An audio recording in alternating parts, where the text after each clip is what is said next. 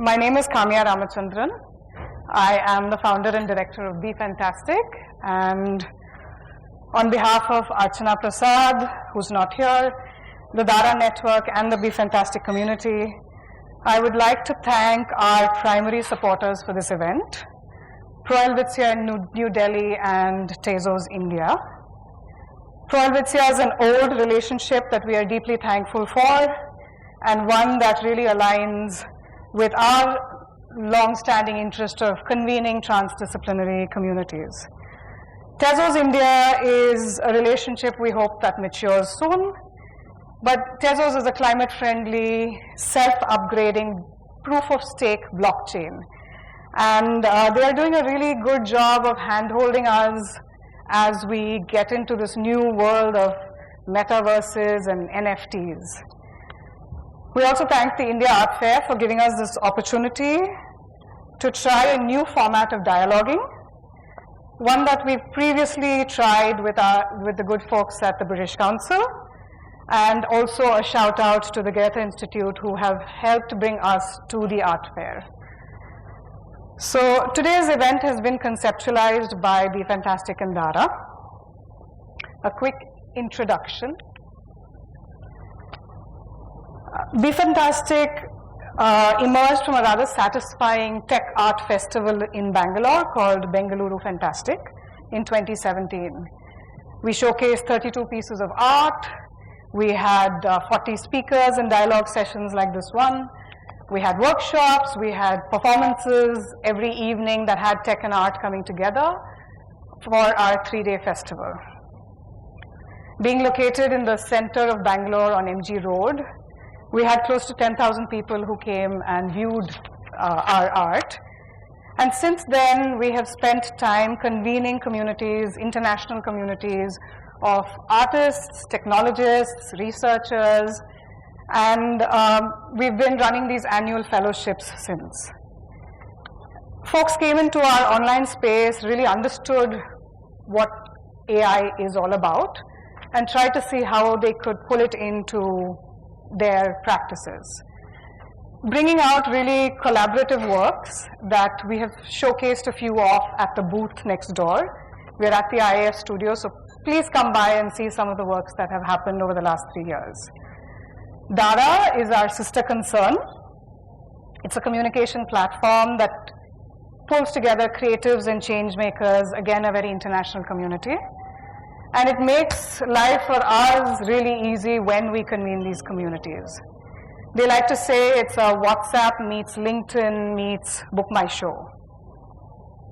So a quick peek into today's agenda. Today we'll have the session in 2 parts. We have an introduction and a context setting that I'm in the midst of. We have 3 panelists, Adrian Knott, Pooja, Sood, and Jonathan, who will help set context from their various perspectives, spreading food for thought almost while you have food at your tables. And this is loosely based off of a Jeffersonian dinner format where President Jefferson would convene just as many people who could sit around a table for dialogue, for like deep dialogue, deliberation, discussion, and even disagreement about a pressing topic. So we've kind of tried to see if we can use that format. You have food and drink, so please feel free to help yourselves. And we have food for thought. I would now like to introduce our panelists. Adrian Knott joins us from Zurich, where he's a curator of AI art at the ETH AI Center over the last 8 months, where he hopes to move the field for both AI and art by creating deep and deliberate encounters between these 2 disciplines.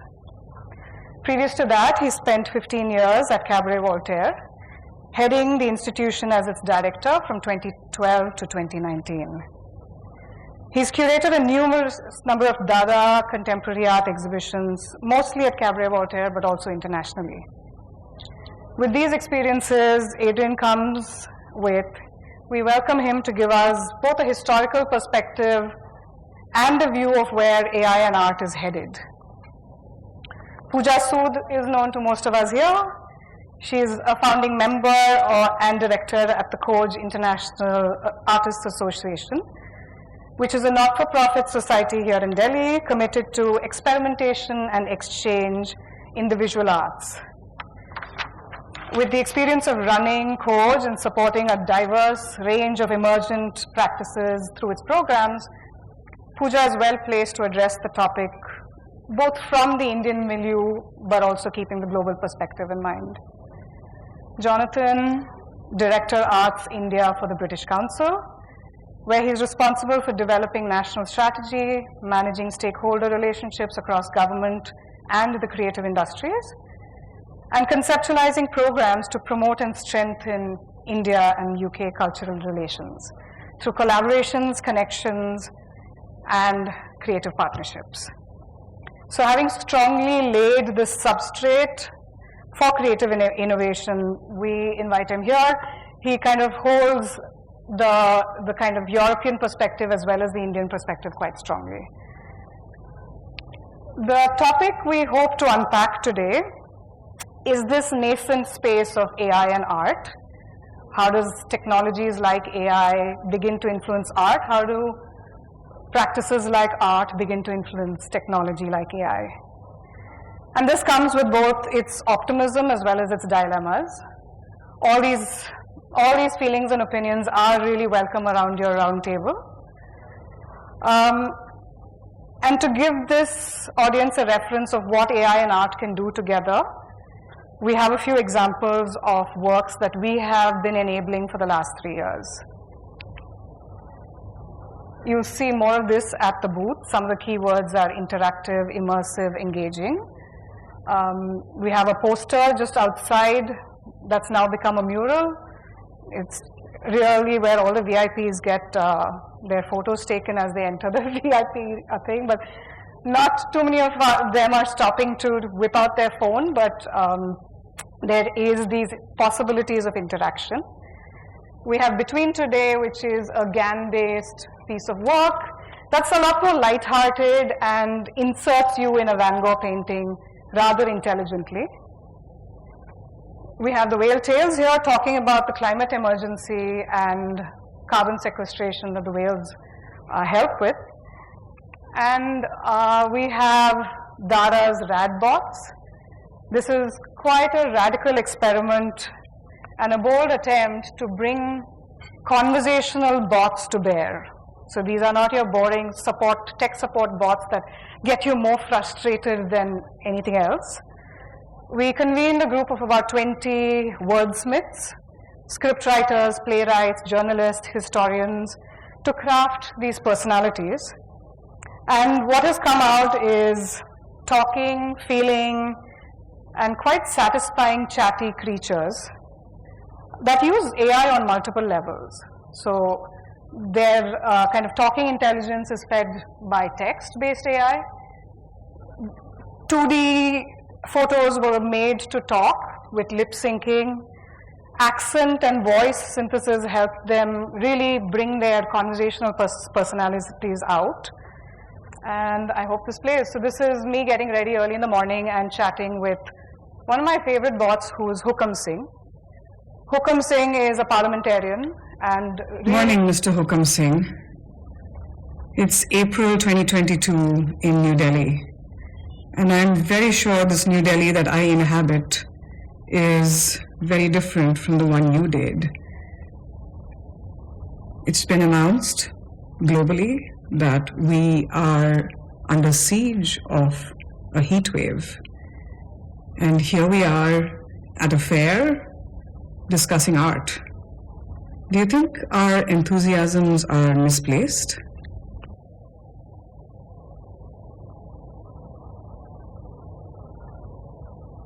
I know. I have been reading up on recent events and it's so dispiriting.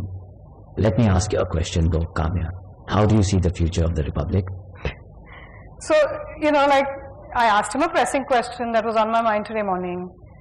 This was an empathetic bot. He said, I know, it's dispiriting. I've been reading the news. So it's really like I don't know, I wonder if we're playing God sometimes, where we've created creatures in the image of ourselves, but it was a refreshing and a different experience. And these are the kind, we have 20 bots like this that tell you surprising, unnerving, irritating, and sometimes heartwarming things as you converse with them.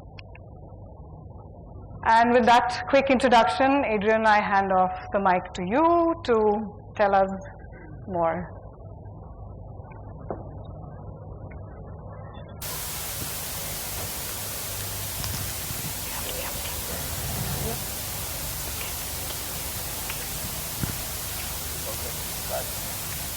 Oh, yeah.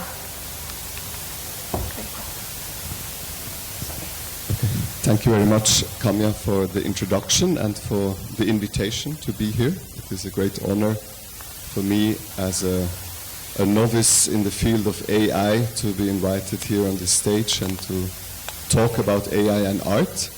It is, in that sense, something that I am still exploring and researching on, trying to get rid of my Dada past and immerse it into my AI future, so to say. I've been working at the AI Center for half a year now, together with an artist, Noura Al-Badri, who's an artist who also works a lot with AI applications. And you can see here the ETH AI Center's mission statement. The AI Center, just to give you a small idea about what we're talking about, is a kind of competence center within the ETH. That's the Polytechnical University in Zurich. They like to call it the MIT of Europe. And the idea of the AI Center is to bring together all research, all faculties that have anything to do with AI. Currently, it's 120 faculties from all 16 departments, with about 1,400 PhD students and over 200 postdoc researchers. And the mission of the AI Center is towards a trustworthy AI and then inclusive and accessible. And the idea of a trustworthy AI is maybe interesting for the art context, because over here in the 3 years ago the EU Commission made a paper about the ethical guidelines for AI, and trustworthiness is based on basically 3 ideas. So one is it has to be lawful, it has to be robust, which would be a technical question, and then also ethical. And I think in this ethical part, this is where we can engage as the art world or as artists, because we are known to ask critical questions and not take just everything as granted. So that's a little bit our mission within the AI Center. Okay. We also have, of course, a startup campaign, because all ETH students should form the next unicorn instead of becoming a part of Google or Facebook or whatever. So, yeah, it's called Talent Kick. When I talk about art and science or AI and art, I like to go back in history. That's what we Europeans like to do, talk about old stuff. Here we have Albrecht Dürer's Rhinoceros, which is in a way an interesting image because it is a scientific image that is based on pure imagination. So Dürer made this rhinoceros by somebody telling him how a rhino looks like, and then he imagined it how it could be. He was kind of precise, besides this third horn on the back, and at the same time this illustration then also became part of scientific knowledge and research. So in that sense, 500 years ago, art was already a very essential part of science. There was no separation between art and science. The separation happened a little bit later I like this because I'm from Switzerland, I have to base everything on Switzerland. Right? So this is the lake Bienne in the western part of Switzerland, where Jean-Jacques Rousseau was laying in a rowing boat, trying not to think, and then discovered that there's still something thinking in him, which he would then call the subject, the self. Later on, with the romantics, it would become the genius or the creative being, the individual, which in the context of industrialization in the 18th century then had this problem of alienation, and that's why we had this very strong longing for nature, which can be understood as the longing we have today for technology, for AI, for aesthetics versus rationality, for the wild versus civilization. So we also were asked to give some food for thought, or some, what was it, a provocation. In the same region, close to this lake, one of the very first anarchist international movements was founded, even with Mikhail Bakunin, who was one of the great-grandfathers of anarchism. And I like to say that maybe we could talk about AI not as an artificial intelligence, but as an anarchistic intelligence, or anarchist intelligence. So one idea could be to have an order, maybe not totally anarchistic in the sense of without ruler, the ruler being the human being. So we should keep humans in the loop. That's one of the ideas of the AI Center, to not try and generate autonomous systems like apparently the US is doing, or China, but to have the human in the loop. There's also other ideas of anarchism, like self-organization, which you can find in artificial intelligence. And it would be nice, like another anarchist and anthropologist and activist, David Graeber, said, to have also maybe something like mutual aid or voluntary association in the context of an AI. I had to talk about AI, I had to go back to my comfort zone of Dada, and over there we find a lot of artists who were more or less in the same situation like we are today. We are facing a massive technological progress. In Europe it was a little bit more hesitant, because we were in the First World War, where machines were basically killing human beings, so there was a very dystopian view of how machines can form society. But on the other side of the Atlantic, you would have artists like Francis Picabia, or Man Ray, or Marcel Duchamp, who basically embraced technology even as almost, Picabia says, the machine is the soul of our humans. We have to embrace the machinery into our artistic creation. And this embracement also happened a little bit later in Europe then, with Dadaists in Berlin, where they claimed that art is dead, long live the machine art of Tatlin, which is a Russian constructivist. So maybe one hope for AI is to finally kill art and do AI only, or kill creativity. So I think this is my last, no? How many slides? I can just go on rambling for another 2 hours, but yeah.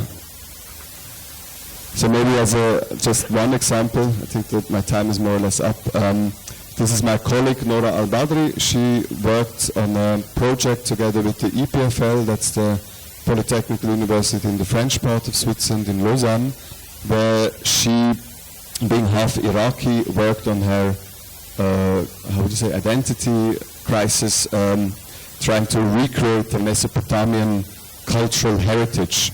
So what she tried to do is get data sets from the big colonial museums in Germany, in the UK and in the States, but they said no. So having some hacker background, she managed to just scrape the data, and out of this data she then generated new Mesopotamian artifacts with GAN technology.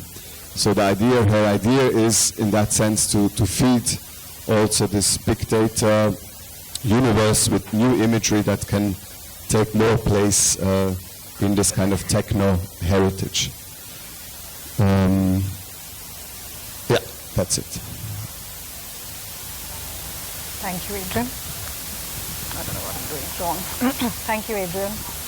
Thank you. Could we pass the mic on to Jonathan? Oh, sorry, Pooja. Sorry, my bad. Is this on?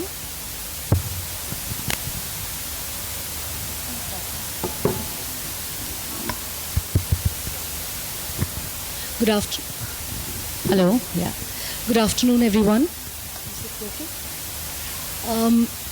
Thank you very much for having me here. For several of you who know Khoj, I don't want to belabor the point, but Khoj is a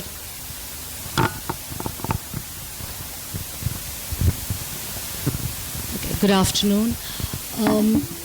I represent Khoj, which is a contemporary art space based in Delhi. And over the years, we've really tried to create a space that facilitates and sometimes provokes experimentation in the arts. Looking at technology, which is what we're supposed to speak about, I think since 2007, or 6 actually, we've looked at art projects or invited artists who've been looking and questioning certain mediums, such as sound or gaming, much more recently. And we've also tried to push a certain kind of inquiry, artistic inquiry. We looked at art art and science residencies, and it was really strange because most people have art and science residencies in labs, whether it's CERN, etc. But we were doing it in empty spaces, but it was really to bring artists together to think about maybe the social structure of science and where it goes. More recently, in coming to new media and coming to the digital, in 2019, along with Digital Futures in the Netherlands, we had a 3-day seminar which looked at deepfakes, the post-truth society, the kind of influx of images that were hitting us, and what were really artists doing about it. And the seminar was called Aesthetic Warfare. Picking up from that, more recently and during COVID, we decided to invite artists to look at what is really the key of power and politics today, which is data. And today we know that data science is a form of power. It has been used to expose injustice, improve health outcomes, and topple governments as well. But it has also been used to discriminate, police, and surveil. This potential for good on the one hand and harm on the other makes it essential to ask, and that's the question we really want to ask, data science by whom, data science for whom, and data science with whose interests in mind. I think that's a really crucial question that we put out to several artists. And we had some fantastic exhibits. I have to apologize, my slides reached very late, so they're not here.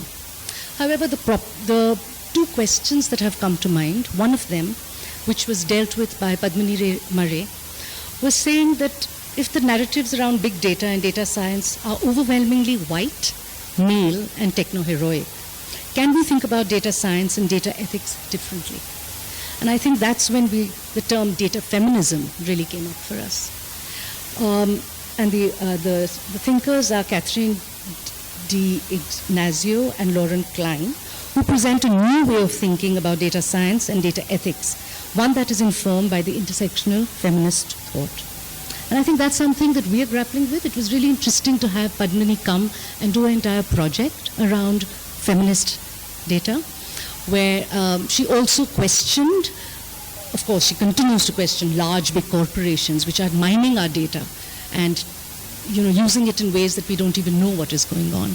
But she also questioned the large, very deep data farms, underground, undersea, etc., and said, could we actually use the solar protocol, which uses the sun and which can be done in small community, where we can use community servers where our data is safe, protected, and given with consent, but also powered by solar. And that was an experiment that we were trying to do at Khoj. Solar protocol did not work, not because we couldn't, but we really worked hard with some technologists, and we are still in the process of doing that. So, as they say, and I'm quoting from them, clients show how challenges to the male-female binary can help challenge other hierarchical and possibly empirically wrong classification systems. They explain how, for example, an understanding of emotion can expand our ideas about effective data visualization, and how the concept of invisible labor can expose the significant human efforts required by our automated systems. And they show why data never, ever speaks for itself. But data feminism is much more than about gender. It is about power, about who has it and who doesn't, and about how those differentials of power can be challenged and changed. And we really invited artists, as we do at Khoj, to really form a deep understanding and an inquiry into some of these questions. The other thing that we have been thinking about, and which is new, and we're struggling, but I thought we'd just put it out as a provocation, as we were asked to do, is by Shoshana Zuboff, some of whom you must have read. She's American author, a Harvard professor, social psychologist, and she talks about surveillance capitalism, a new economic order that claims human experience as free raw material for hidden commercial practices of extraction, prediction, and sales. Although some of the data are applied to product or service improvement, which they are, the rest are declared as a proprietary behavioral surplus, fed into advanced manufacturing processes known as machine intelligence, and fabricated into prediction products that anticipate what you will do now, soon, and later. Finally, these prediction products are traded in a new kind of marketplace for behavioral predictions that she calls behavioral futures markets. Surveillance capitalists have grown immensely wealthy from these trading operations, for many companies are willing to lay bets on our future behavior.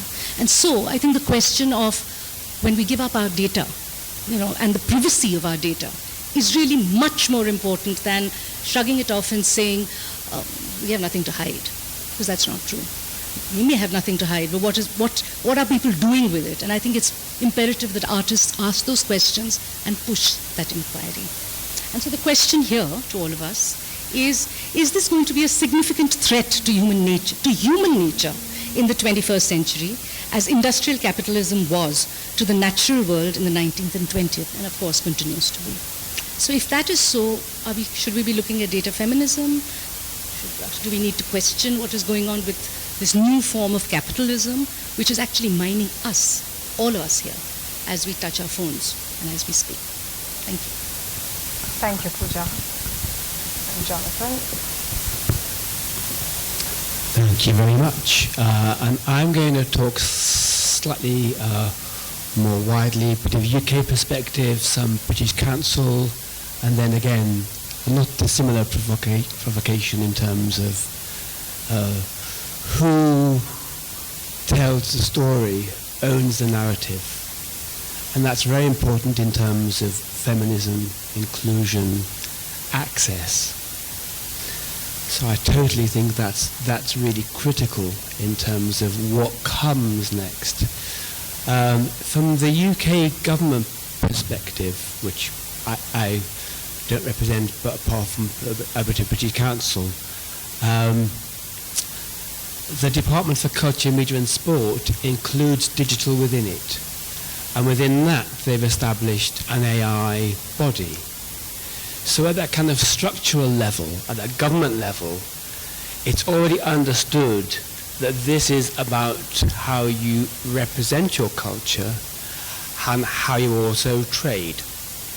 Because this is also part of, I think, what we see and where some of the challenges are around NFTs and ownership of the art. At the intersection of the tech and the art is where I think we've been working with Be Fantastic and I'm With Festival, amongst others, in terms of our festivals program, which is usually focused on skilling, networking, and capacity building of festival managers. But actually when it comes to artists collaborating, this is also where there are other kinds of borders. And I think international borders of art and technology is exactly what you've been exploring and experimenting with. And I think that's how I see AI. It's an experiment, but it also does throw up big challenges around security and access. For me, this is a really big, and it's fascinating just to see the balance actually in the room today. It's a pretty good balance, I think. But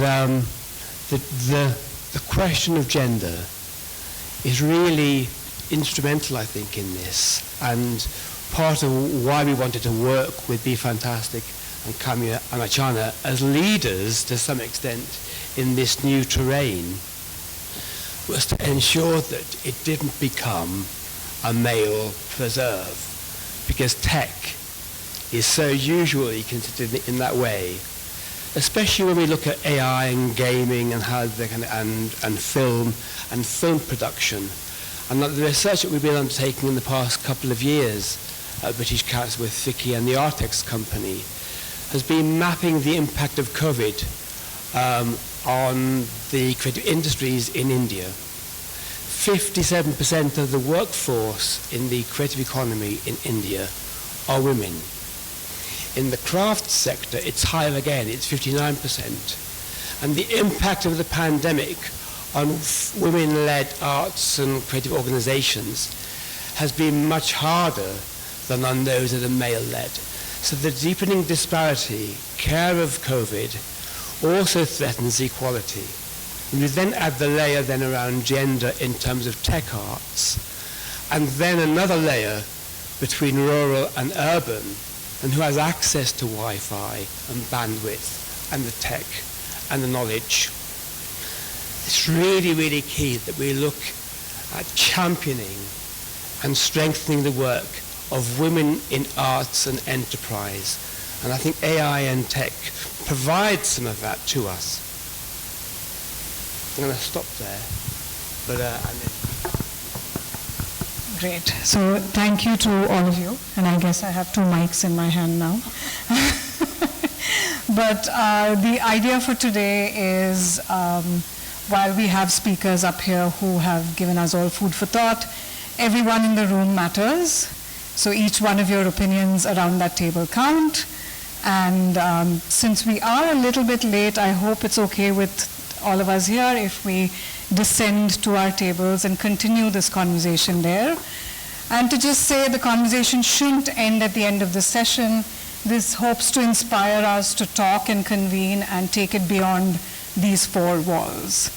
Yeah, so I invite all of us to be at the table, drink and eat, and we have moderators at the table who will help move the conversation around. We'd really like to hear from everybody who comes. We have artists, we have curators, we have folks who've come to the festival, we have people within the practice and without. And so it's really important to hear this diversity of opinion. And welcome to Neural Networking.